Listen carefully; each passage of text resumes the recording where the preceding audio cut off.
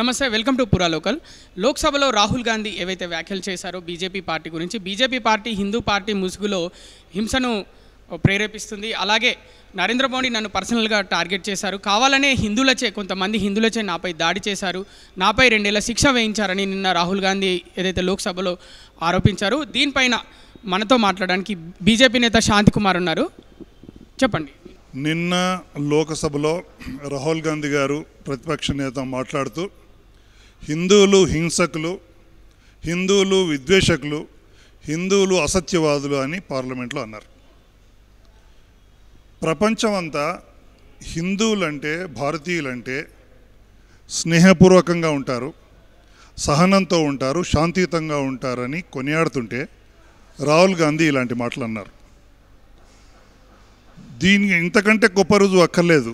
రాహుల్ గాంధీకి హిందువులన్నా భారతదేశం అన్నా ఎంత ద్వేషమో తెలుస్తుంది.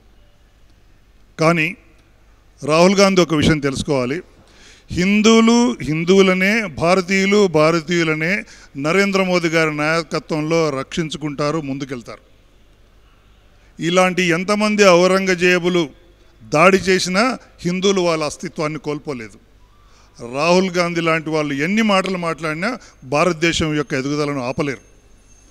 కాబట్టి ఇలాంటి మాటలు మానుకొని అభివృద్ధి గురించి కానీ, మరే విషయం గురించి, ఆర్థిక విధానాల గురించి కానీ మాట్లాడితే రాహుల్ గాంధీకి గౌరవంగా ఉంటుంది. అంతేగాని ఇలా మాట్లాడితే భారతీయుల మీద ద్వేషం, హిందువుల మీద ద్వేషం వాళ్ళు కక్కుతున్నారని తెలిసిపోతుంది.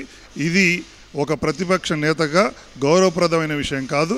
వారి విషయం తెలుసుకొని ఇక్కడి నుంచి నడుచుకోవాలి. భారతదేశంలో హిందువులందరూ అర్థం చేసుకోవాలి. ఇది కాంగ్రెస్లో ఉన్న వాళ్ళు కూడా తెలుసుకోవాలి. రాహుల్ గాంధీ ఈ విధంగా హిందూ సమాజం గురించి ఈ విధంగా మాట్లాడడానికి ఏమైనా పర్సనల్ ఏజెండా ఉందా, లేకపోతే? తప్పకుండా ఉంది. ఒకటేమో ఫ్రస్ట్రేషన్, ఎందుకంటే మోదీ గారి ఆదరణ చూసి ఓర్వలేకపోవడం ఒకటి. రెండవది, రాహుల్ గాంధీకి అభివృద్ధి కాదు కావాల్సింది, ఏ విధంగానైనా వాళ్ళ కుటుంబానికి అధికారం కావాలి. అంతే. విచ్ఛిన్న శక్తులకు వీళ్ళు ప్రోద్బలం చేస్తున్నారు తప్ప సమైక్యతావాదం కానీ, అఖండత గురించి కానీ వీళ్ళు ఎప్పుడు కూడా వాళ్ళు ప్రయత్నం చేయలేదు. ఈరోజు ఆర్టికల్ 370 తీసేయడం అంటే ఏమిటి? దేశం యొక్క సమగ్రతను, ఐక్యతను కాపాడమే కదా. దానికి ఎందుకు వాళ్ళు వ్యతిరేకం? సిఏఏ ఏమిటి? మన హిందువుల యొక్క రక్షణే కదా, భారతీయుల యొక్క రక్షణే కదా. దానికి ఎందుకు వాళ్ళకు వ్యతిరేకం?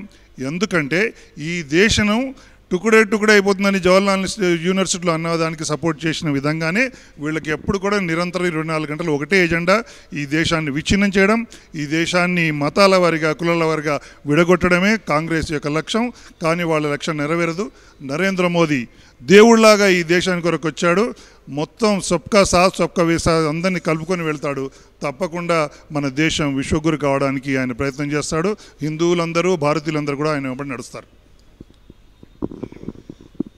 హిందువులని హిందువులే కాపాడుకుంటారు, భారతీయుల్ని భారతీయులే కాపాడుకుంటారని చెప్తున్నారు. అలాగే రాహుల్ గాంధీ ఫ్రస్ట్రేషన్లో ఏదేదో మాట్లాడుతున్నారు, అభివృద్ధి కాకుండా. అలాగే కాంగ్రెస్ పార్టీకి కావాల్సింది అధికారం కానీ అభివృద్ధి కాదని చెప్తున్నారు బీజేపీ కోశాధికారి శాంతికుమార్.